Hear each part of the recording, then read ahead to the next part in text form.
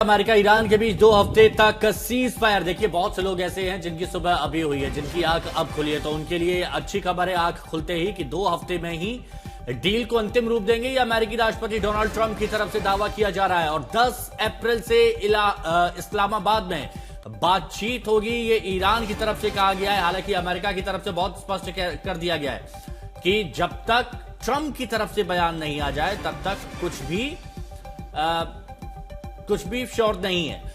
लेकिन ये संभावना जरूर है हिमांशु कि बातचीत तो होनी है। वो उसका मीडियम क्या होगा? वो जूम कॉल पर ऑफिशियल मीटिंग कर लेंगे? फिर ऐसा तो नहीं होता। कम से कम कोई प्रतिनिधि जरूर भेजा जा सकता है, लेकिन इतनी बड़ी बातचीत होना जरूरी है, इस्लामाबाद में होना जरूरी है। और ये जो घटनाक्रम है ये 10 दिन से चल रहे थे। इसके पहले पाकिस्तान और चीन की ओर से एक एजेंडा दिया गया कि 4 प्रोग्राम है, इस पर बातचीत होंगे। ईरान ने उसे खारिज कर दिया था। इसके पहले तुर्की, ओमान और आपको याद हो कि मिडिल ईस्ट के कई सारे देशों के विदेश मंत्री इस्लामाबाद गए, वहां से मुलाकात की। रोहित, एक कड़ी हम जो श्रृंखलाएं देखी हैं उसमें पाकिस्तान की भूमिका एक एपिसेंटर बन के रही। मिडिल ईस्ट के देशों के जो विदेश मंत्री वो वहां पर गए। इसके पहले भी ट्रंप नाम ले चुके हैं पाकिस्तान का। हमने ये भी देखा कि उन्होंने एक बार ये भी जिक्र हुआ कि आसिफ मुनीर ने भी उस बीच में बातचीत की है।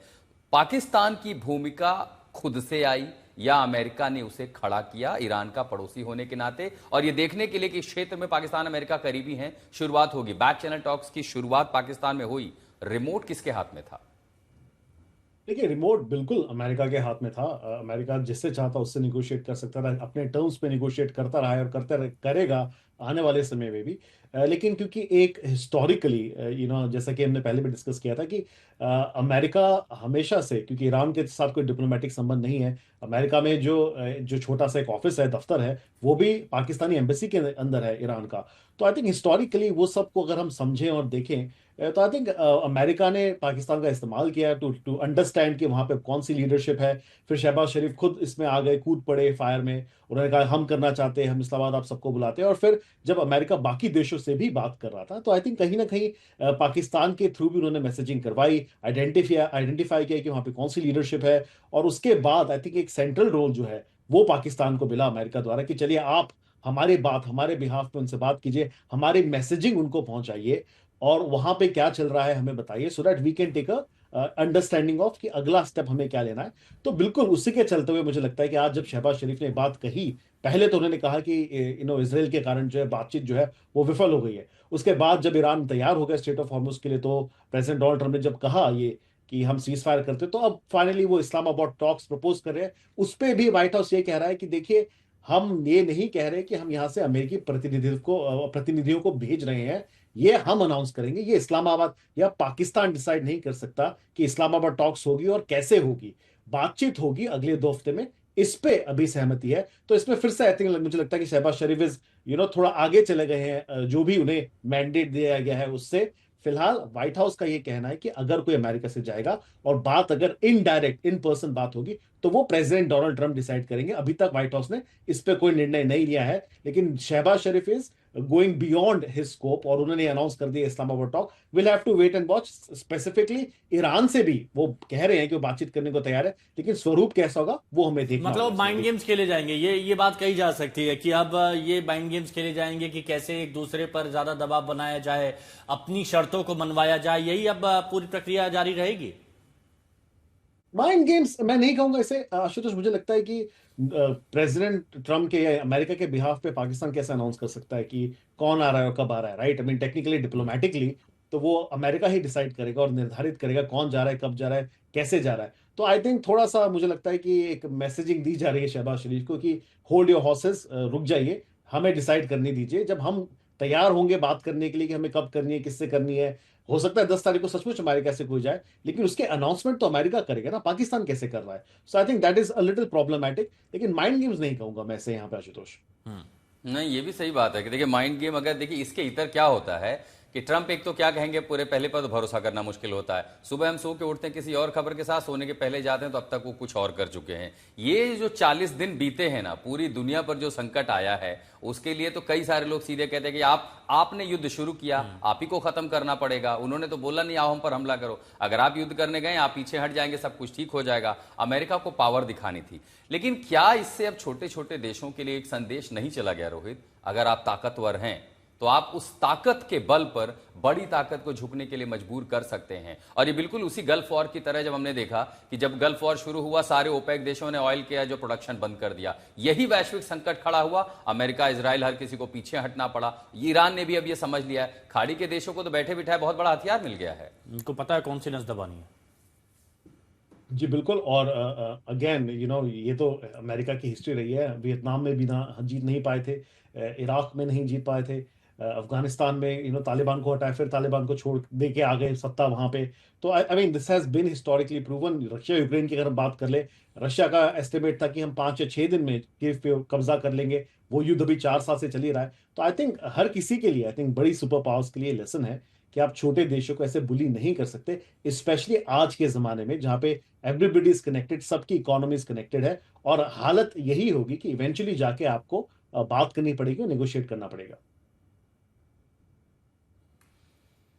ठीक है रोहित, आप हमारे साथ बने रहें। रिपब्लिकन पार्टी के कैंडिडेट भूतपूर्व और इंडियन अमेरिकन विभूति झा हमारे साथ जुड़ रहे हैं। विभूति जी, बहुत बहुत स्वागत है आपका।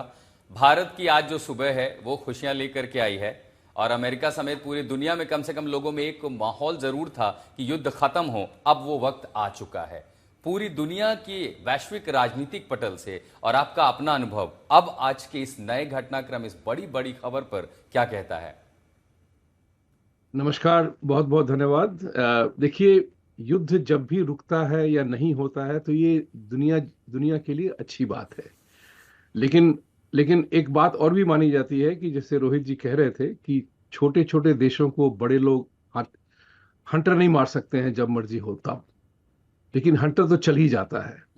तो ये जो है बहुत ही कहते हैं फ्लूइड स्टेट है। यहाँ पे टर्म्स और कंडीशंस माने जाएं या ना माने जाएं, होर्मुज खुलेगा, तेल की गिरावट हुई है, तेल के कारण से बहुत से देशों को कष्ट हो रहा था।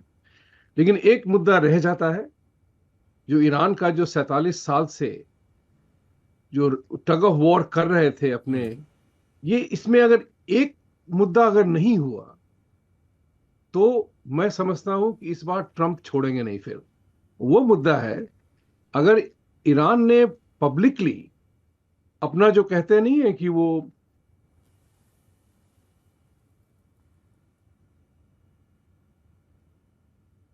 न्यूक्लियर पावर की जो एम्बिशन है, उनकी न्यूक्लियर शस्त्र की जो एम्बिशन है, अगर उसको स्वीकार नहीं किया तो फिर मैं समझता हूं कि इस बार घमासान युद्ध होगा और ईरान फिर वापस नहीं उठ पाएगा। मेरा ये मत है, क्योंकि इस चीज से ट्रंप बिल्कुल सहमत है कि ईरान को न्यूक्लियर नहीं होना है।